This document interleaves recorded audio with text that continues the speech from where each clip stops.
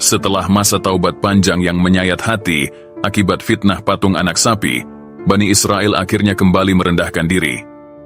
Luka kesalahan mereka masih terasa, namun pintu rahmat Allah tidak pernah tertutup bagi hamba yang ingin kembali. Di saat itulah, sebagaimana telah diceritakan sebelumnya, Nabi Musa alaihi salam kembali dipanggil menuju Bukit Tur. Bukit yang sunyi, tempat yang pernah membuatnya tersungkur oleh kedahsyatan firman Rabbul Alamin. Dengan langkah tenang, Nabi Musa mendaki kembali puncak yang penuh cahaya itu. Ia membawa luka dan harapan kaumnya, membawa kegelisahan dan permohonan, membawa hati yang menunggu pengampunan. Dan di sana, dalam keheningan yang hanya dipahami para nabi, Allah kembali menurunkan Taurat kepadanya.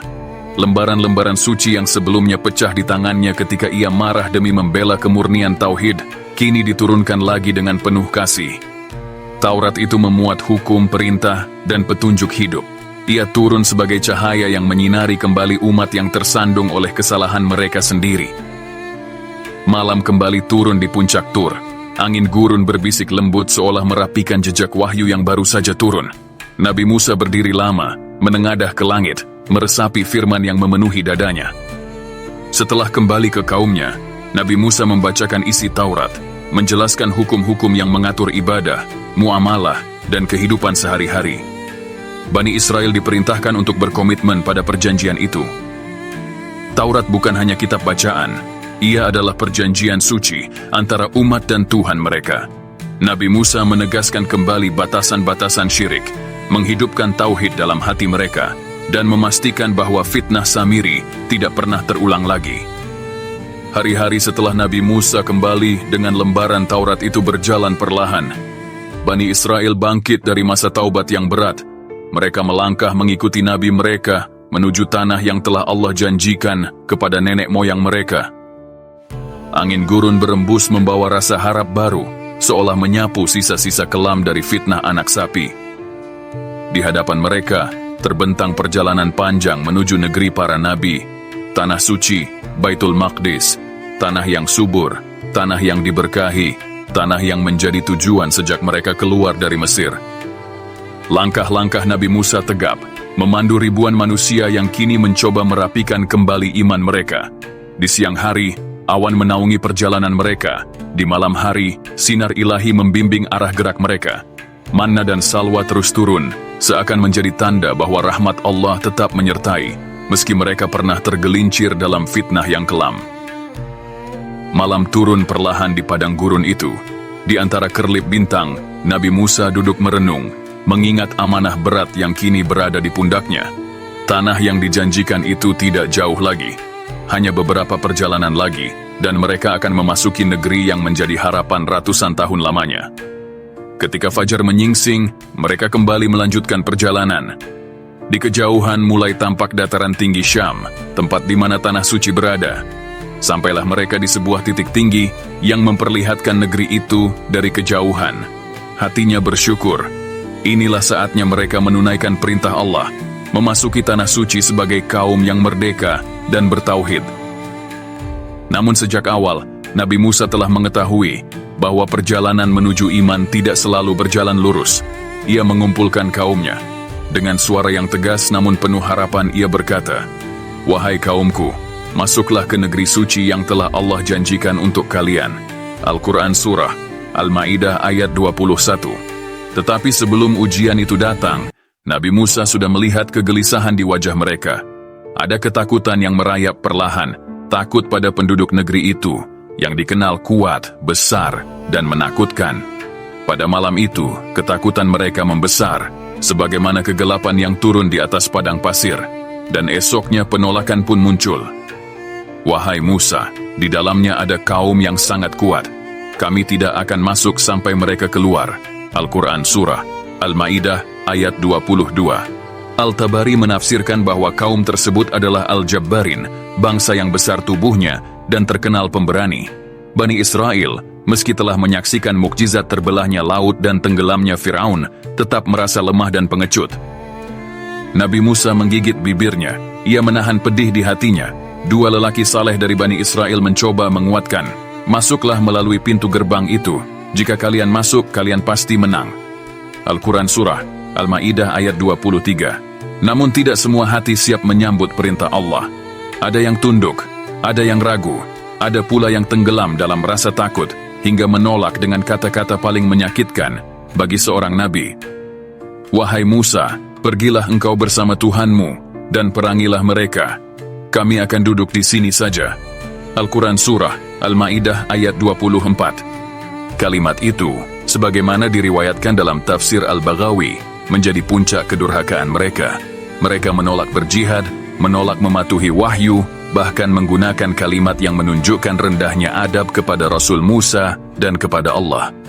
Nabi Musa terdiam, angin padang pasir berembus pelan, seolah menahan napas menyaksikan kalimat yang tidak pantas itu keluar dari lisan umat yang baru saja diselamatkan oleh tangan Allah sendiri.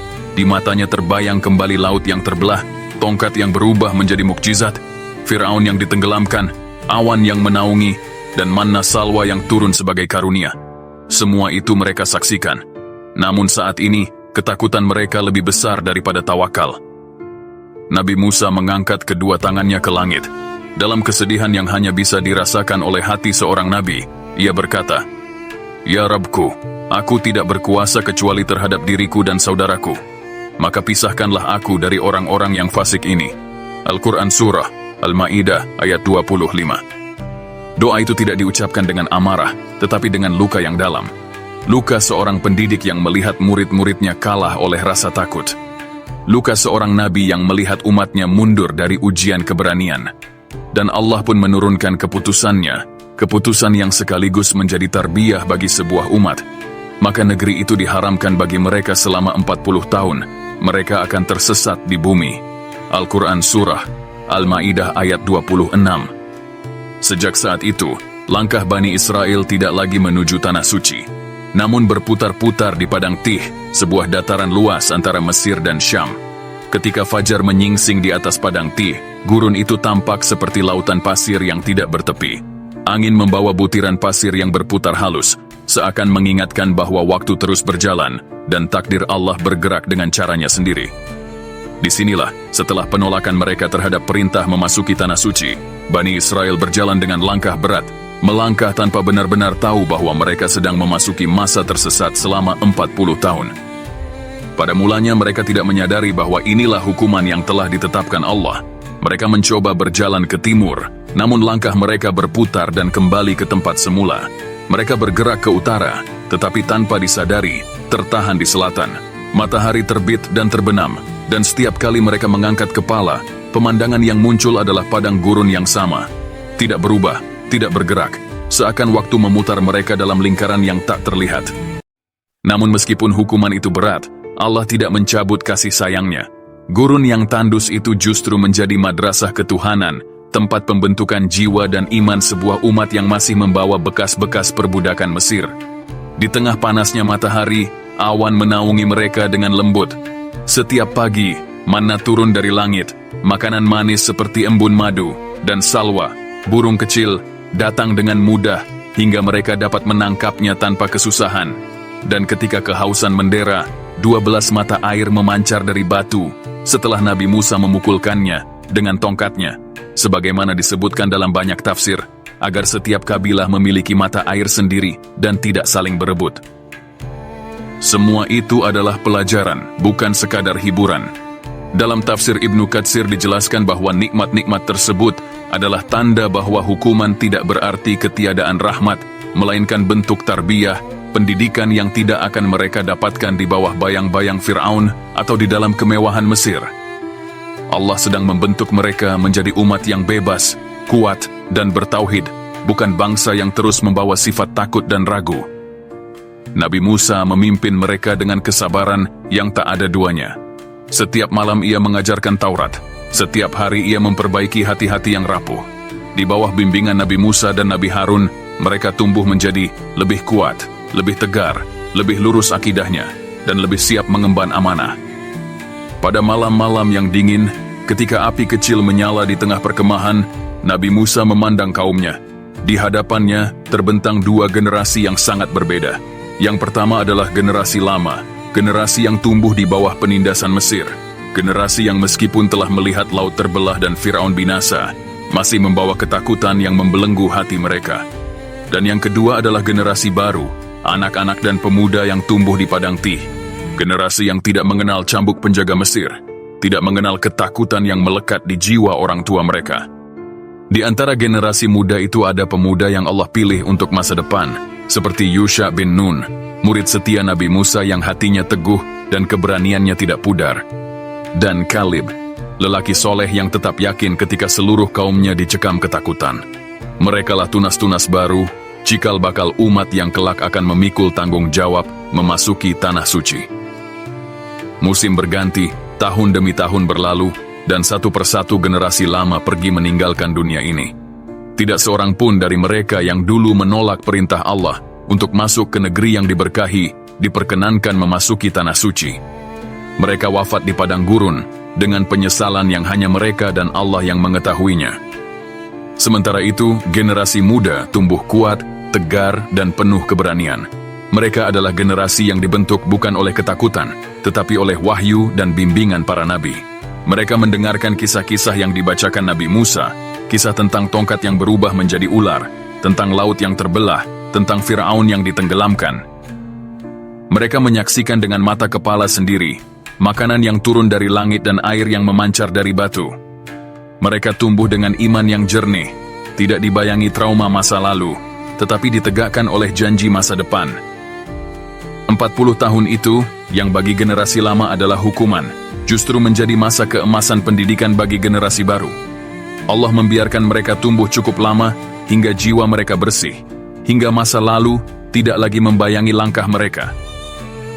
Ketika waktu yang ditentukan hampir tiba, mereka berdiri sebagai bangsa yang berbeda dari ayah-ayah mereka, lebih kuat, lebih yakin, dan lebih siap memikul perintah. Namun sebelum kepemimpinan baru itu lahir, Bani Israel harus melewati dua perpisahan yang paling berat. Wafatnya Nabi Harun, dan kemudian wafatnya Nabi Musa alaihimussalam. Nabi Harun, saudara Nabi Musa, selalu menjadi sosok yang lembut dalam badai. Dialah yang menenangkan kaumnya ketika mereka gelisah, mengajarkan hikmah ketika mereka berlebihan, dan berdiri bersama Nabi Musa dalam setiap ujian keras yang menimpa Bani Israel. Suatu perjalanan di padang itu, ajal Nabi Harun pun tiba. Nabi Musa mendampinginya hingga helaan napas terakhir. Tidak ada riwayat sahih yang menjelaskan detail tempatnya.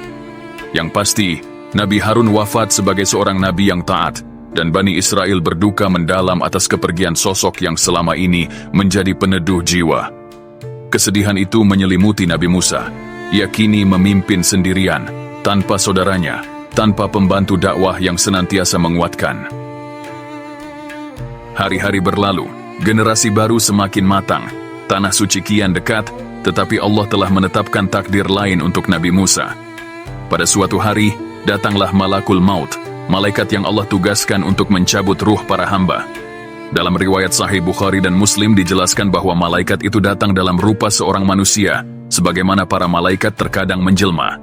Nabi Musa, yang sangat menjaga kehormatan ruang pribadinya, dan tidak mengenali bahwa itu adalah malaikat, menolaknya. Maka Malakul Maut kembali kepada Allah. Kemudian Allah memerintahkannya untuk datang lagi, memperkenalkan dirinya, lalu memberikan pilihan. Letakkan tanganmu di atas punggung seekor sapi. Setiap helai bulu yang tertutupi oleh tanganmu akan menambah hidupmu setahun. Namun setelah itu, kamu tetap akan mati. Nabi Musa bertanya, lalu setelah itu apa? Malaikat menjawab, kematian. Maka Nabi Musa alaihissalam berkata dengan tenang, penuh tawakal, kalau begitu, sekaranglah waktunya wahai Tuhanku. Namun aku memohon, wafatkanlah aku dekat tanah suci, sejauh lemparan batu darinya. Permintaan itu bukan karena cinta dunia, bukan pula karena ambisi kepemilikan, tetapi karena cinta seorang nabi terhadap tanah para nabi, tanah janji, tanah tempat risalah-risalah suci ditegakkan. Ia tidak memintanya untuk dirinya, tetapi karena rindu berada dekat dengan wilayah yang telah Allah muliakan, meski ia tahu bahwa Allah telah menakdirkan penaklukan itu terjadi setelahnya, bukan di tangannya. Nabi Musa pun wafat di tempat yang sunyi, di padang luas yang menjadi sekolah besar bagi Bani Israel. Ia wafat ditemani keimanan yang kokoh dan kerinduan yang tulus. Rasulullah SAW bersabda, dalam hadis riwayat Muslim bahwa seandainya beliau masih hidup di zaman itu, beliau akan menunjukkan kepada para sahabat makam Nabi Musa yang berada dekat Bukit Merah. di luar tanah suci. Betapa indah takdir itu. Ia wafat dekat tanah yang ia rindukan, namun derajatnya di sisi Allah lebih tinggi daripada seluruh negeri di dunia. Setelah membimbing kaumnya dari perbudakan menuju kebebasan iman, Bani Israel kembali dilanda duka. Dua nabi telah meninggalkan mereka, namun Allah tidak membiarkan mereka tanpa pemimpin. Setelah wafatnya Nabi Musa, tampillah Yusha bin Nun, murid paling setia, seorang yang berani, taat, dan memiliki pemahaman yang dalam tentang ajaran Nabi Musa. Ia diangkat sebagai pemimpin, bukan hanya karena kesolehannya, tetapi karena dialah yang paling siap memimpin generasi baru yang tumbuh dalam ujian padang tih. Di bawah kepemimpinan Yusha, Bani Israel akhirnya bergerak menuju tanah suci yang dulu mereka tolak. Mereka tidak lagi tamak pada dunia, tidak lagi dipenuhi rasa takut seperti leluhur mereka. Mereka kini adalah kaum yang terdidik oleh kerasnya gurun, oleh kesabaran, oleh kehilangan, dan oleh cahaya wahyu yang tidak pernah padam selama 40 tahun. Dalam hadis sahih, hadis riwayat Bukhari dan Muslim, Rasulullah SAW mengabarkan bahwa matahari pernah ditahan bagi Yusha bin Nun agar penaklukan tidak terjadi pada hari Sabtu, hari yang Allah tetapkan bagi mereka untuk beribadah. Itu adalah tanda dari langit bahwa generasi ini, bukan generasi sebelumnya, adalah generasi yang Allah pilih untuk memasuki tanah para nabi. Dan akhirnya tanah suci pun terbuka bagi mereka, bukan oleh pedang, bukan oleh jumlah, tetapi oleh pertolongan Allah dan ketaatan mereka kepadanya.